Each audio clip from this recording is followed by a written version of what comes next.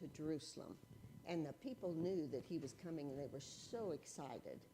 And the roads were dirt and stuff. They weren't paved or anything. So as he was coming in, they laid down their coats and stuff on the dirt, and also palm branches, and waved the palm branches. And they were also very, very exciting about him coming in. And you know, before he got there, he told his disciples, he said, I need you to go down to the town, and I need you to find me a donkey and a colt. And you need to just untie them and bring them to me. And if anybody asks anything, you just tell him that the Lord needs them. Well, you know, he didn't give them any money to buy them with or anything, but they took off, and they found the colt and the donkey. And they untied them and asked, said, what do you need these for? And they said, well, the Lord needs them. And so there was no problem at all. So God was taking care of all of this. And so the people, they were thinking that Jesus was their king, but not the king that like Jesus was. They were thinking of a king with a royal, you know, big white horse and a crown and everything. And here he came riding on the colt of a donkey. And I was looking this up. I was kind of curious. I think Matthew is the only passage that mentions the colt and the donkey.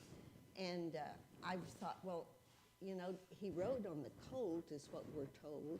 And I thought, well, why did he have the donkey? And I found a couple of commentaries that said that where they were when they brought the donkey to him, they were up kind of a high mountain type stuff, and they had to walk down, and so they figured the little colt probably wouldn't have been strong enough to carry him down the hill, and that maybe he got on the colt then just before he went into Jerusalem.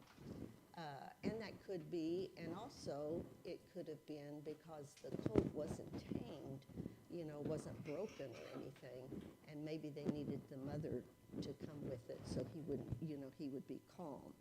But anyway, this was the beginning of Holy Week, and the people were so happy to have Jesus, but they did not realize what laid ahead for Jesus, okay? This next week, he knew that he was going to have to suffer and die for our sins. So Palm Sunday's a very special Sunday, and you just need to remember that, okay? All right. How about some treats?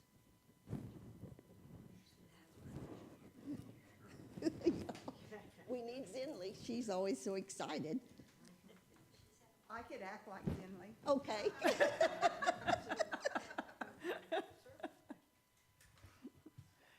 Well, now the moment we've all been waiting for, and that's to hear the Easter cantata by the mixture of the choir from Covington and our church here at Lucien. So I'm going to turn it over to them.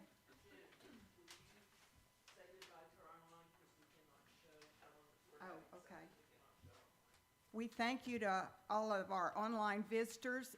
We're going to have to turn it off now because of the music. So anyway, we thank you for joining us, and we hope you'll be with us next week, and we'll get back to our normal service.